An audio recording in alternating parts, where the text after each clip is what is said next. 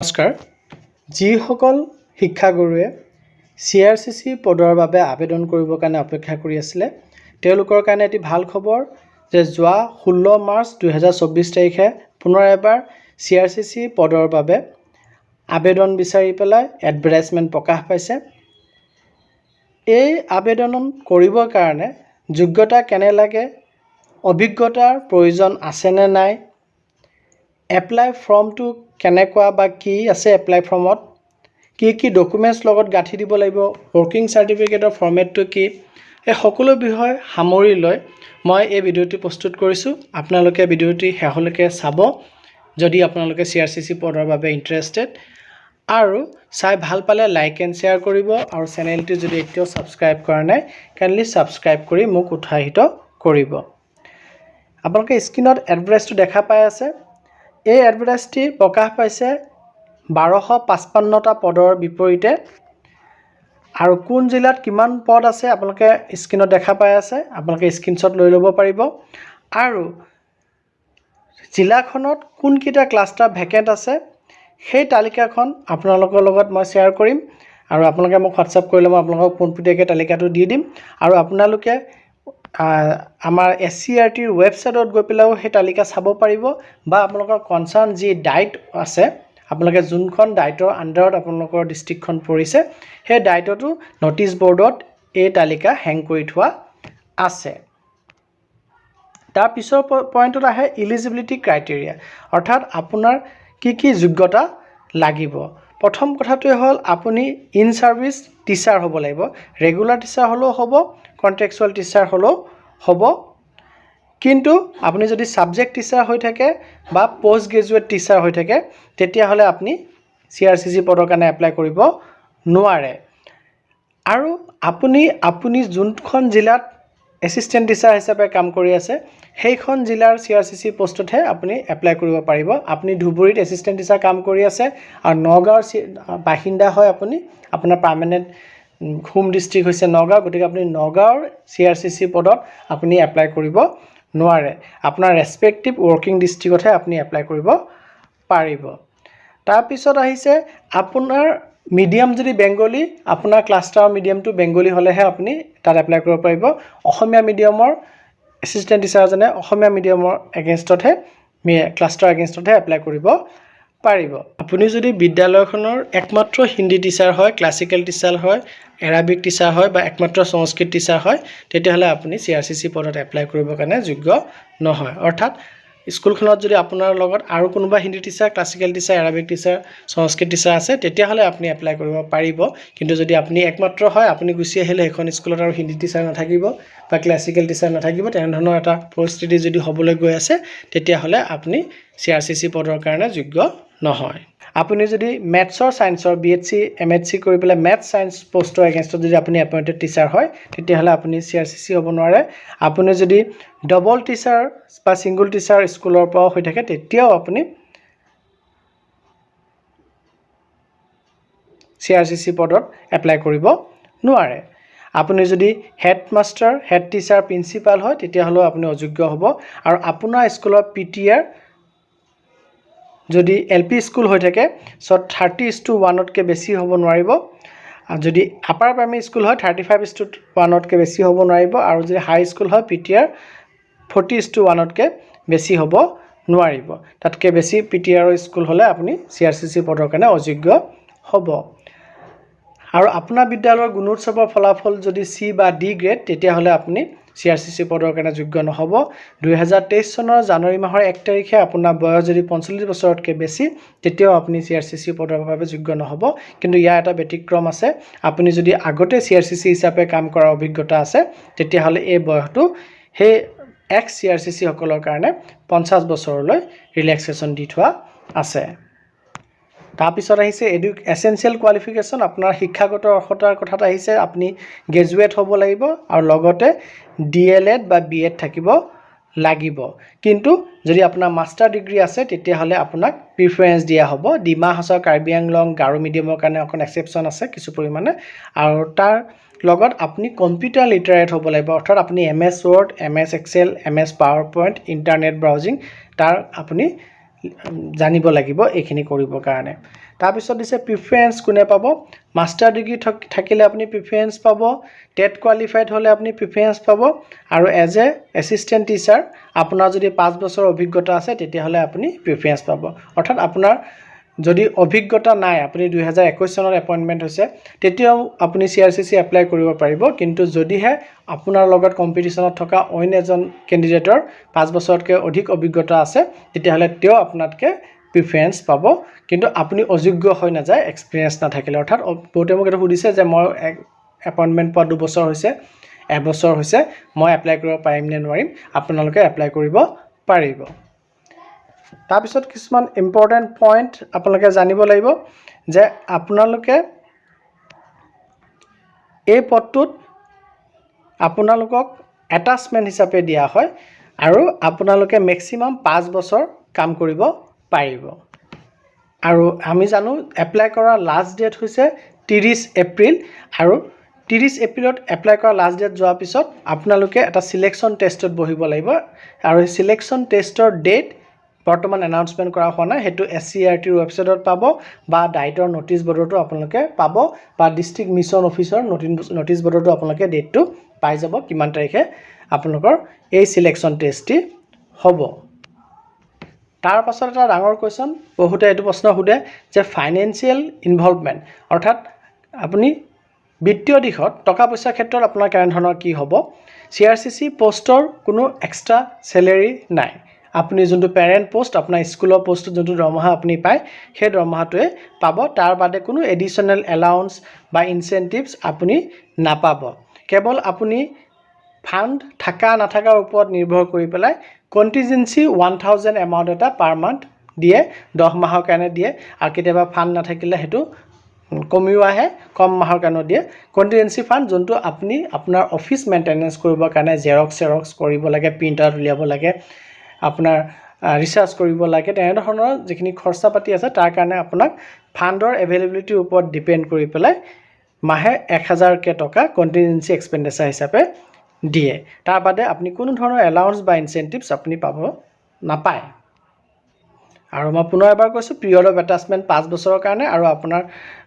service depend কৰিব আপোনাৰ স্যাটিসফেক্টৰি পাৰফৰম্যান্স report যোনটো প্ৰিন্সিপাল ডাইটে দিব তাৰ ওপৰত আপুনি কন্টিনিউ কৰিব নে নকৰে আৰু 5 বছৰ হোৱাৰ লগে লগে অটোমেটিক্যালি আপোনাৰ যি এগ্ৰিমেন্ট আছে সমগ্ৰ শিক্ষাৰ লগত CRCC হিচাপে কাম কৰাৰ এগ্ৰিমেন্ট হ'বগৈ সেই এগ্ৰিমেন্টটো অটোমেটিক্যালি ল্যাপস হৈ যাব আৰু আপুনি আপোনাৰ এসিস্ট্যান্ট টিচাৰ পোষ্টলৈ উভতি আহিব লাগিব আৰু পাব্লিক ইন্টাৰেষ্টত যিকোনো সময়ত আপোনাক আপোনাৰ পেৰেন্ট পোষ্ট বা পেৰেন্ট স্কুললৈ উভতাই পঠাব পাৰে এই অধিকাৰ অথৰিটি ৰিজাৰ্ভ কৰি ৰাখিছে তাৰপিছত আহিলে আপোনালোকে এই যোনটো এপ্লিকেশন ফৰ্মটো আপোনালোকক দেখুৱাম বা যদি PDF লাগে মোক হোৱাটছআপ কৰিব মই নিশ্চয় PDF টো দিম এপ্লিকেশন ফৰ্ম আপোনালোকে ক'ত সাবমিট কৰিব এপ্লিকেশন ফৰ্ম আপোনালোকৰ কনসাৰ্ন যি ডাইট আছে আপোনালোকৰ ডিস্ট্ৰিক্টৰ যোনটো ডাইট আছে আপোনালোকে ডাইটত হাৰ্ড কপি সাবমিট কৰিব লাগিব অনলাইন নহয় অফলাইনত হাৰ্ড কপি সাবমিট কৰিব লাগিব ডকুমেন্টছ খিনিৰ হৈতে কি ডকুমেন্টছ লাগিব মই তাকো আপোনালোকৰ লগত শেয়াৰ কৰিম working certificate লাগিব ফটোগ্ৰাফৰ হৈতে ৰিসেন্ট ফটোগ্ৰাফ আপোনালোকে পেষ্ট কৰি দিব লাগিব সো আৰু এই আবেদন কৰা লাষ্ট ডেট হৈছে 30 এপ্ৰিল 2024 30 এপ্ৰিলৰ আগত যদি আপুনি ইন্টাৰেস্টেড তেন্তে আপুনি এপ্লাই কৰিব লাগিব ইয়াতে আৰু এটা কথা বহুতে মোক সুধিছে যে সিলেবাস কেনেকুৱা CRCC সিলেকশন টেষ্টৰ তেনে ধৰণৰ কোনো সিলেবাস নাথাকে কিন্তু মই দুবাৰ CRCC সিলেকশন টেষ্টত এপিয়াৰ হৈছো মই অৰ্থাৎ মই দুবাৰ 2013 চনত আৰু 2019-20 চনত দুবাৰ CRCC ইন্টাৰভিউ দিছো দি লৈ পেলাই দুবাৰ সিলেকশন হৈছো আৰু তাৰ অভিজ্ঞতাৰ পৰা CRCC ইন্টাৰভিউত কেনে ধৰণৰ প্ৰশ্ন খুদে বা কেনে ধৰণৰ প্ৰশ্ন আপোনালৈ আহে মই এটা ভিডিও বনাই থৈছো তাৰ লিংক মই ডেসক্ৰিপচনতো দিম আৰু আপোনালোকে মোৰ চেনেলটো সাবস্ক্ৰাইব কৰি পেলাই যদি CRCC এক্সামিনেশন বা CRCC ইন্টাৰভিউ বুলি মাৰে তেতিয়া হলে আপোনালোকে মোৰ চেনেলটোত পাই যাব ভিডিওটি হেতু চালে নিশ্চয় আপোনালোকে কিছু পৰিমাণৰ হলেও উপকৃত হ'ব এই ভিডিওটি আপোনালোকে চাব কেনে ধৰণৰ প্ৰশ্ন তাত আহে এতিয়া আপোনালোকে স্ক্ৰিনত দেখি আছে কোনখন জিলাৰ কোন কেটা ক্লাষ্টাৰ ভ্যাকেন্ট হৈ আছে কোন কেটা ক্লাষ্টাৰ এগেইনষ্টত এডভাৰেজটো দিছে আপোনালোকে স্ক্ৰিনত হেকিটা ক্লাষ্টাৰ দেখা পাই আছে ইয়াত আপোনালোকে স্ক্ৰিনত হিমানটা ধৰিব নোৱাৰিব যদি আপোনালোকে এই লিষ্টটো পোৱা নাই তেতিয়াহলে মোক হোৱাটছআপ কৰিব মই নিশ্চয় আপোনালোকক লিষ্টটো দি পেলাই সহায় কৰিম এতিয়া আপোনালোকে স্ক্ৰীনত দেখা পাই আছে এপ্লিকেশ্যন ফৰ্মটো ওপৰতে লিখিব লাগিব নেম অফ ৱৰ্কিং ডিষ্ট্ৰিক্ট আপুনি কোনখন জিলাত এছিষ্টেণ্ট টিচাৰ হিচাপে কাম কৰে আৰু সাইডত দিব লাগিব পাছপোৰ্ট সাইজ ফটো তাৰপিছত name of applicant teacher block লেটাৰত লিখিব লাগিব আপোনাৰ নামটো ডেট অফ বাৰ্থ আৰু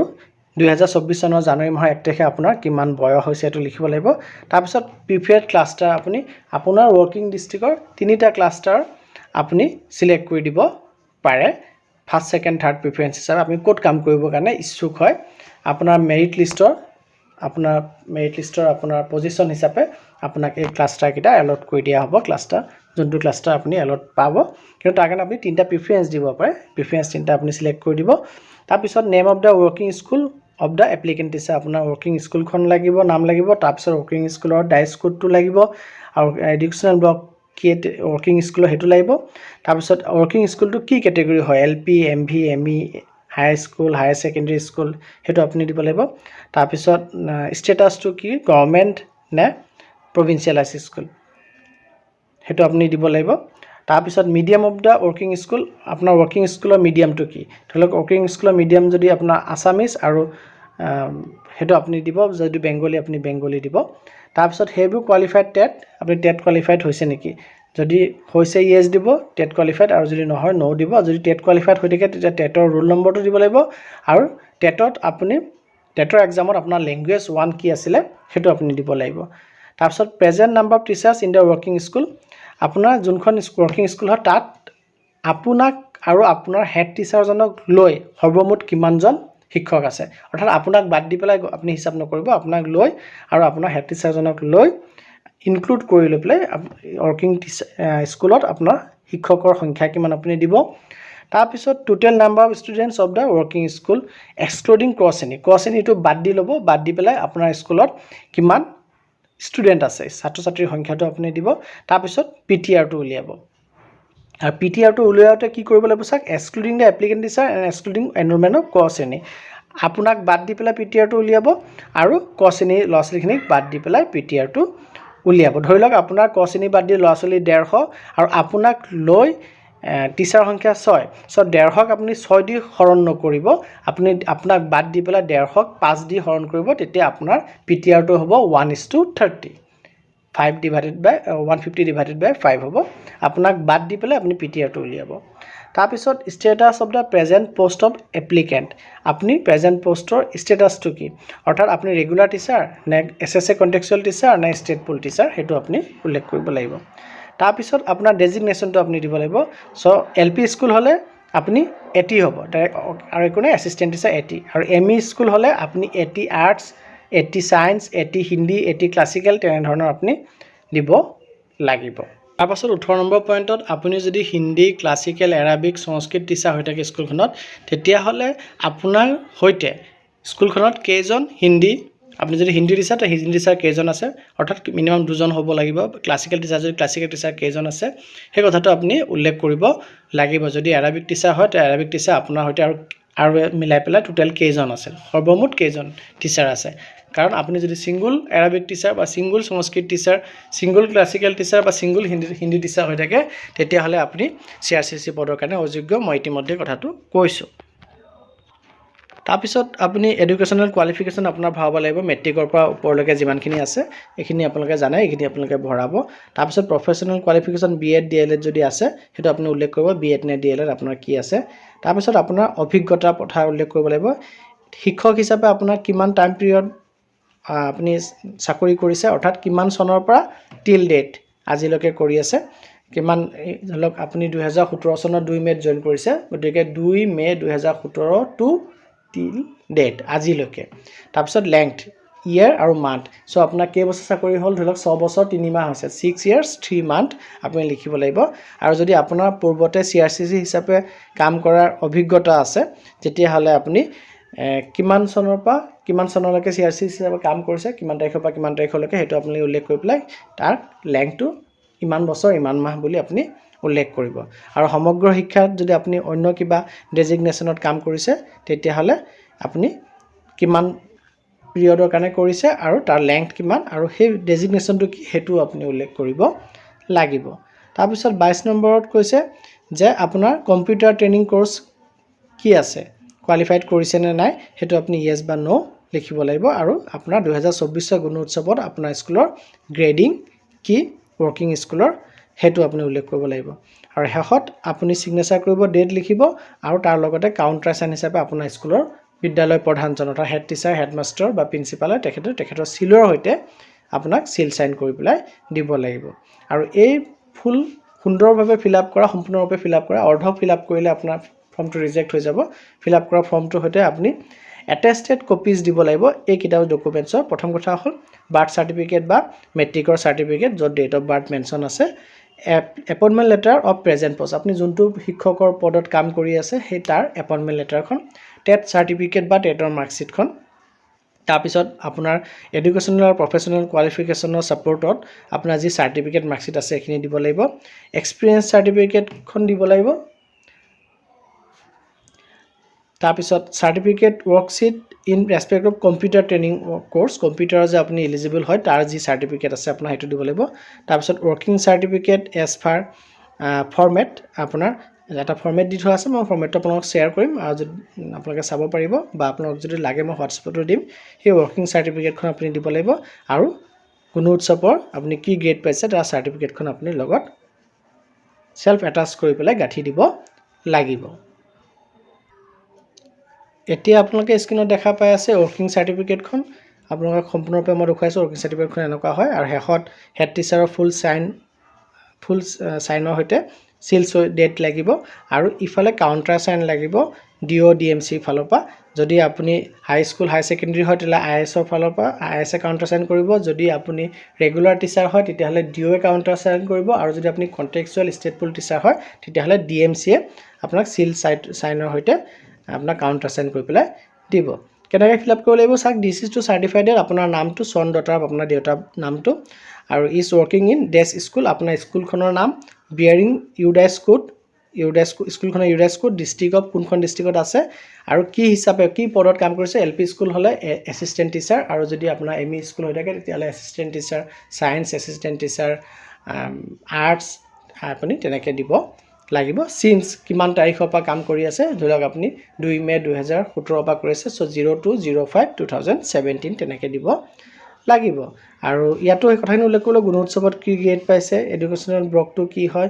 স্কুল কি এলপি স্কুল নে এমই স্কুল আৰু ৱৰ্কিং স্কুলখন গভৰ্ণমেণ্ট নে প্ৰভিন্সিয়েলাইজ স্কুলখনৰ মিডিয়াম কি প্ৰেজেণ্ট টিচাৰ কিমান আছে including head teacher candidate total number students কিমান আছে ক শ্ৰেণী বাদ দি পেলাই পিটিআৰটো উলিয়াব লাগিব টিচাৰজনক এৰি পেলাই আৰু ক শ্ৰেণীক এৰি পেলাই এইখিনি কথা মই কৈছোঁ একেধৰণে হয় আপোনাৰ ৰেগুলাৰ নে এছএছএ কণ্টেক্সুৱেল নে ষ্টেট পুল টিচাৰ আপুনি আৰু যদি আপুনি হিন্দী টিচাৰ হৈ থাকে তেতিয়াহ'লে আপোনাক লৈ কেইজন হিন্দী টিচাৰ আছে ক্লাছিকেল টিচাৰ হ'লে ক্লাছিকেল টিচাৰ কেইজন আছে সেই কথাটো উল্লেখ কৰিব লাগিব আৰু previous working experience as teacher CRCC under the আপোনাৰ অভিজ্ঞতাৰ কথাটো ইয়াত দিব লাগিব post name of school cluster period কিমানখিনিলৈকে কিমান তাৰিখৰ পৰা কিমান তাৰিখলৈকে আপোনাৰ কি পোষ্টত কিমান এক্সপিৰিয়েঞ্চ আছে সেইটো আপুনি উল্লেখ কৰিব আৰু তলত সিল সহিখিনি কৰিব লাগিব গতিকে ইনফৰমেশ্যনখিনি যদি ইম্পৰ্টেণ্ট বুলি ভাবিছে কাইণ্ডলি লাইক এণ্ড শ্বেয়াৰ কৰিব আৰু চেনেলটি যদি এতিয়া ছাবস্ক্ৰাইব কৰা নাই কাইণ্ডলি ছাবস্ক্ৰাইব কৰিব আৰু চিলেবাছৰ বিষয়ে যদি জানিব বিচাৰে কেনেধৰণৰ প্ৰশ্ন আহে তেতিয়াহ'লে মোৰ আন এটা ভিডিঅ' আছে আপোনালোকে ছাবস্ক্ৰাইব কৰিলে চেনেলটি ভিডিঅ' পৰ্চনত গৈ পেলাই যদি চিআৰচিচি প্ৰিপেৰেশ্যন বা চিআৰচিচি এক্সামিনেশ্যন চিলেবাছ বুলি মাৰে তেতিয়াহ'লে আপোনালোকে ভিডিঅ'টি পাব আৰু মই ডেছক্ৰিপশ্যনত লিংকটোও দি দিম